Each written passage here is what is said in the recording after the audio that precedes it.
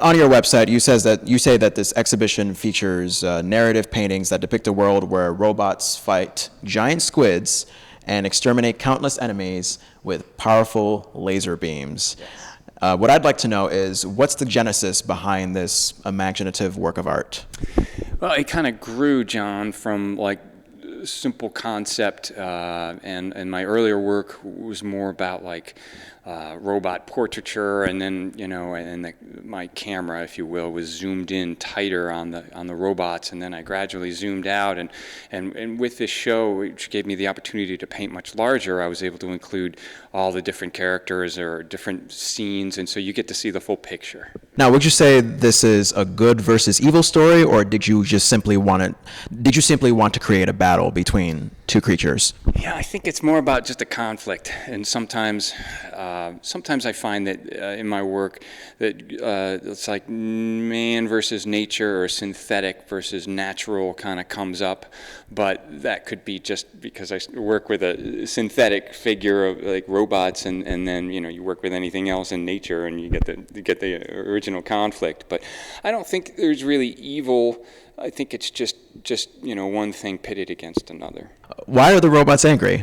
I think I started this with a print, a linoleum cut print in 2007 actually, and I was thinking about different things with robots, and I thought like if they were angry, it's a contradiction to robot personality so much, as far as like things supposed, synthetics or artificial intelligence supposed to be just, one way or not have emotions. And so to make them angry, I thought would be more fun. And I think that way there's more, for me, there was more expression, and there's more sense of destruction, and there's kind of this, what's going to happen here, What creatively do you get from science fiction that maybe you don't quite get from entirely different genres? I think there are a bunch of things. One, I think sometimes the like conceptually, like the whole time travel thing, which this painting involves, and then that other painting there, the Tar Del Mar. I love the concept of time travel. I love some of the strange, those types of storylines that can happen in science fiction. The characters that usually happen in science fiction also can be so fantastic. They kind of tap into mythology sometimes, and just strange creatures. You can go to different worlds. You can have different portals to anything.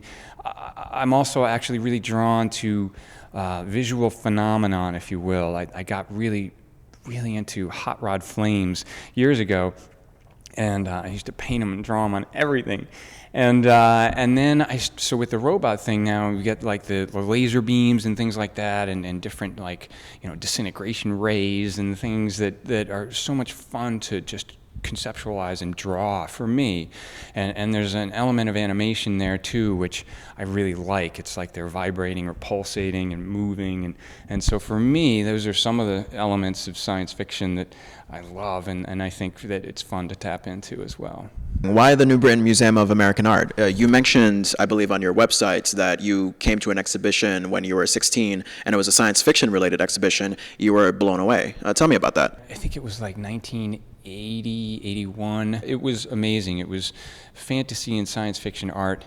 A lot of illustration work that was done for book covers and that type of thing, but other types as well. But it was so cool for me, and to see all of this stuff that really stimulated my brain and made me just want to paint and draw, and it went a long way, and it really resonated with me. And I asked to come back a second time, and they drove me back, and I think they were really interested in this museum here too, back when it was just a smaller house. And it was really cool. So yeah, that really got me off in the science fiction direction. And then of course, that was right around the time, it was like the early 80s. So Star Wars had recently come out, and there were a lot of science fiction movies that were really kicking into gear that are staples of science fiction movies today, like Alien and that type of thing. So it was kind of buzzing all around me, and I just kind of grabbed onto it.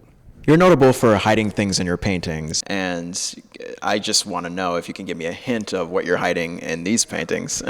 Thanks, John. I it's funny. I had an animation gig working it was a HBO or Scholastic TV show called I Spy, based on Walter Wicks, who's a photographer, based on his I Spy books. And in the books, which are wonderful, there are all these little things that are hidden, and the text usually, which is very lyrical, kind of says, I spy this and that, and can you find them, basically.